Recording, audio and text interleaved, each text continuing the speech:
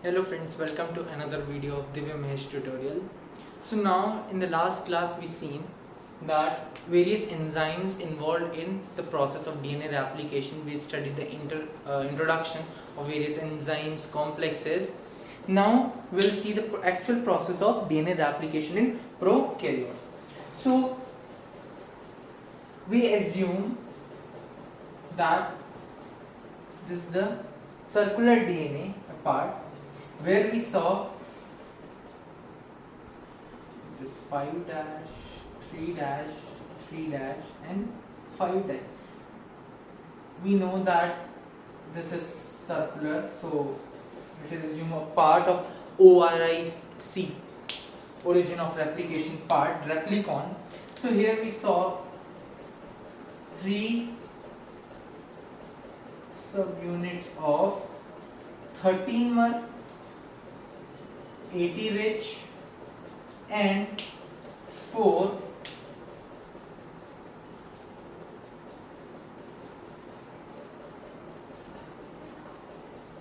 9 mer sequences. So in this we know that from here DNA melts and from here the initiation complex gets bind, that is DNA A. So we'll see next process that here the DNA melts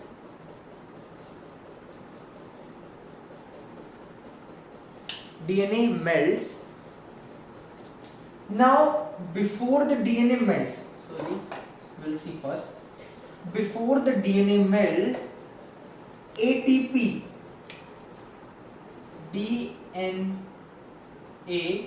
ATP, because the helicase requires ATP to unwind the DNA. So DNA ATP comes, this is initiation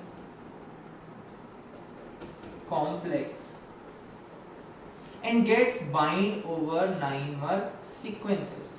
Like we say DNA A gets bind to this sequence. Now this ATPase activity will help the helicase enzyme to load over there. So the helicase enzymes get loaded over here with the ATPase, DNA ATPase activities. So we will take here this DNA, you know that 1, 2 and 3, 1, 2, 3, 4. So this helicase will load over here, example ring, and here it is called DNA B or helicase with the help of loader, that is DNA C, also loader DNA C, like we say this DNA C or helicase loader. Now with the ATPase activity, this is melted, this is unwinded. So next we will see this part gets unwinded, 1, 2, 3, 2 and 3, and this remains intact with the attachment of DNA A, and here it's DNA B plus DNA C. It's attached here. So now DNA gets melted 5 dash to 3 dash and 3 dash to 5 dash. Now we know that both of them are melted. Now we'll see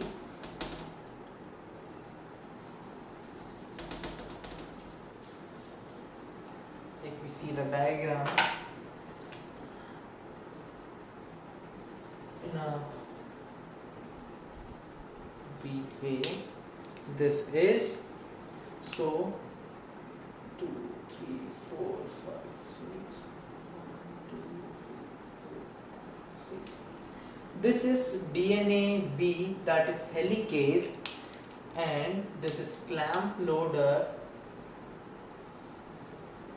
DNA C, and also DNA C, clamp loader 5 dash 3 dash and 3 dash to 5 dash. Now we unwinded the DNA. We have unwinded the DNA. Now it's time to start replication, that is polymerization. So for that, another enzyme recruited over here, that is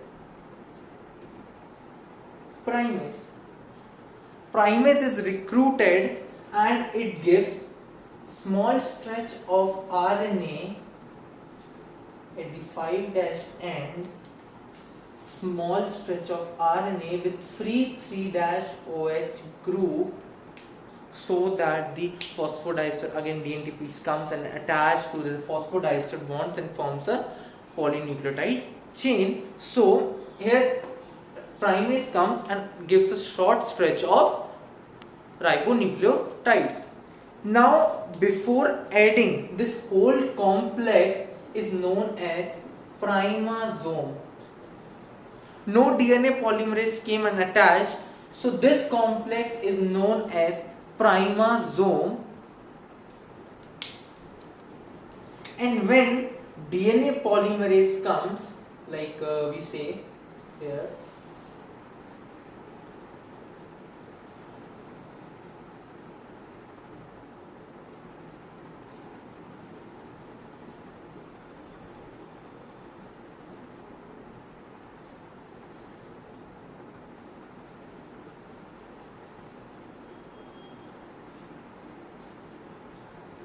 like this DNA polymerase comes and attached, and this complex is known as replication. So full initiation or full complex except DNA polymerases is known as primazome, and when DNA polymerase gets attached, this complex is known as replication. Now this was the initiation. Whole process was initiation, that we prepared initiation complex.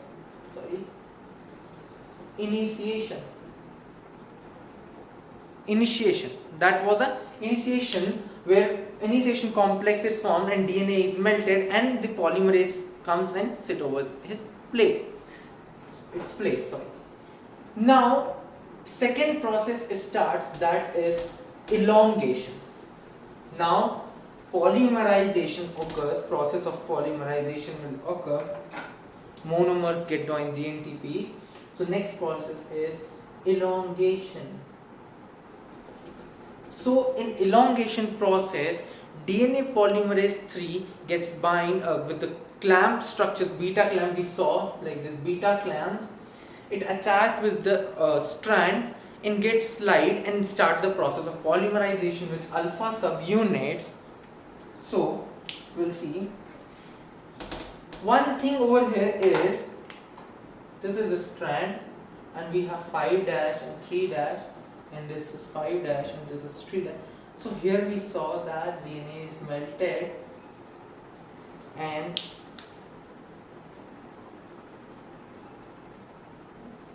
helicase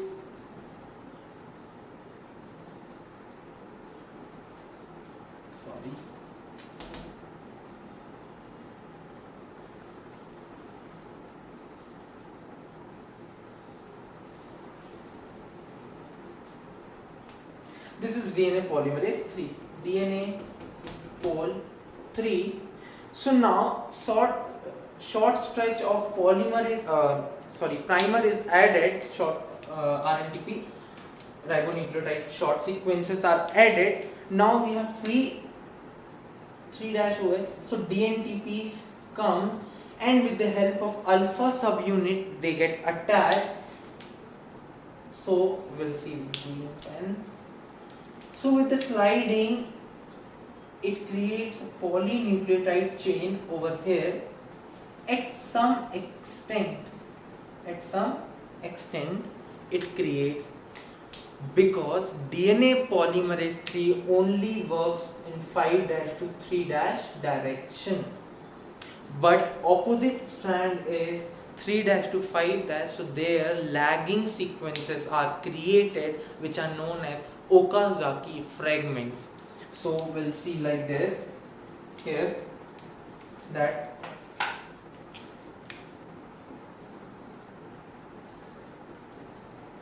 see a leading sequence up to an extent is created by one DNA, and here lagging sequence is created in the opposite side. This creates a lagging sequence because 5' to 3' and it 5' to 3'. From 3' to 5' direction, lagging sequences are created which are known as Okazaki fragments with so many primers. So here it was primer in the starting, here it was primer, and there these are primers. So now DNA polymerase 3 will start its 3' to 5' exonuclease activity. It will proofread after the formation. It will proofread the whole DNA sequences, and it will exonuclease all the unwanted base pairs which are created. And also then DNA polymerase 1 comes and removes the primer with its 5' to 3' exonuclease activity, and then again DNA polymerase 1 attaches all the base pair with the ligase enzyme stuff. Sorry, one thing I forgot to tell you, that when DNA is melted, when DNA is melted, this stretch are stabilized by single strand binding proteins. Single strand binding proteins stabilizes the unwinded DNA, make it to be unwind. They get attached over there with the single strand binding proteins, and prevents rewinding of the melted DNA. And also helicase activity works. It starts melting the DNA when this is completed. So over there a twitching is created, so coiling is created, which is resolved by topoisomerase activity, which we discussed earlier. So in elongation process we saw that Okazaki fragments are formed, and how these Okazaki fragments are joined to create a continuous leading polynucleotide chain with the help of DNA polymerase 1 and ligase activity. And also in this process, to increase the efficiency of DNA polymerase 3 to work faster, some loops are formed so that DNA polymerase 3 when comes here, it gets slides and increases the efficiency. So loop forms here. Now at last elongation is over. Now the last stage comes, that is termination.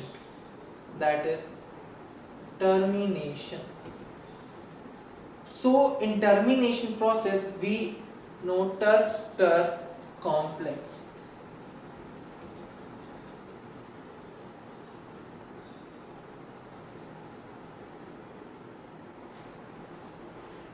Ter complex is created, and it allows only one DNA strand to flow, means to go through it in a unidirectional way. At a time only one strand can pass through it. So here the termination by ter complex, and at last when the process is completed we get two loops like this, catenanes.